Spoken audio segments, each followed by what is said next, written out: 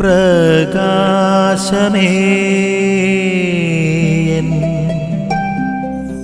മിഴി തുറക്കുക വേഗം. ഈശോമിശിഹായ്ക്ക് സ്തുതിയായിരിക്കട്ടെ. സ്നേഹമുള്ളവരെ, വചനദീപ്തി എന്ന വചന വിചിന്തനത്തിലേക്ക് സ്വാഗതം. പുത്രനിൽ വിശ്വസിക്കുന്നവന് നിത്യജീവൻ ലഭിക്കുന്നു. എന്നാൽ പുത്രനെ അനുസരിക്കാത്തവൻ ജീവൻ ദർശിക്കുകയില്ല. ദൈവകോപം അവൻ്റെ മേലുണ്ട്. സ്നേഹമുള്ളൊരു സാഹചര്യം ഇതാണ്. യേശു നിക്കോദെമോസുമായിട്ട് സംഭാഷണം നടന്നു. അതിനുശേഷം സ്നാപകൻ്റെ ദൗത്യത്തെക്കുറിച്ചുള്ള വിശദീകരണം കൊടുക്കുകയാണ്. സ്നാപകൻ വന്നതിൻ്റെ ലക്ഷ്യം എന്താണ്, അതെല്ലാം പറഞ്ഞു കഴിഞ്ഞിട്ടാണ് അവസാനം സ്നാപകൻ യേശു തമ്മിലുള്ള വ്യത്യാസം എടുത്ത് കാണിക്കുന്നു.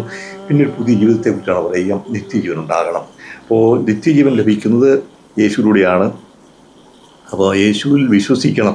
ഇവിടെ ഒരു വാക്ക് പ്രത്യേകം എടുത്ത് കാണിക്കാൻ ആഗ്രഹിക്കുകയാണ്. പുത്രനിൽ വിശ്വസിക്കുക.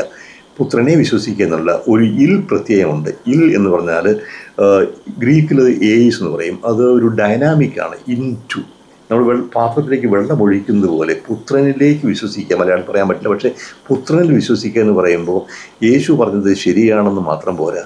യേശു ദൈവത്തിൻ്റെ പുത്രനാണെന്ന് ബുദ്ധി കൊണ്ട് അംഗീകരിച്ചാൽ മാത്രം പോരാ.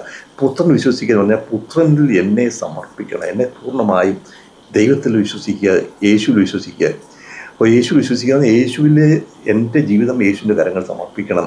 അവനായിരിക്കണം എന്നെ നയിക്കുന്നത്, അവനായിരിക്കും എൻ്റെ ലക്ഷ്യം, അവൻ്റെ ശക്തിയുടെ കേന്ദ്രം. അപ്പോൾ ഏതാനും സത്യങ്ങൾ ബുദ്ധി കൊണ്ട് അംഗീകരിച്ചാൽ മാത്രം പോലെ, വിശ്വാസപ്രമാണം ഏറ്റുവെച്ചതുകൊണ്ട് മാത്രമായില്ല, വിശ്വസിക്കുന്നു പറഞ്ഞതുകൊണ്ടുമായില്ല, ബുദ്ധിയുടെ പ്രവർത്തനം മാത്രമല്ല, എൻ്റെ ജീവിതം പൂർണ്ണമായ സമർപ്പണമായിരിക്കണം. അപ്പോൾ പുത്രൻ വിശ്വസിക്കാൻ, പുത്രനിൽ എൻ്റെ ജീവിതം സമർപ്പിക്കണം. പുത്രനായി ആ ഒരു ബന്ധമുണ്ടാകണം, ഐക്യമുണ്ടാകണം. അങ്ങനെ വിശ്വസിക്കാൻ തയ്യാറാകുമ്പോൾ അവൻ്റെ വാക്കനുസരിച്ചായിരിക്കാൻ ജീവിക്കുക.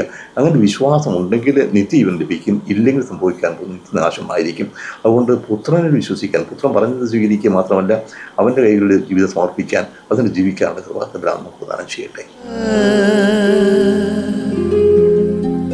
നിൻ വഴിയേ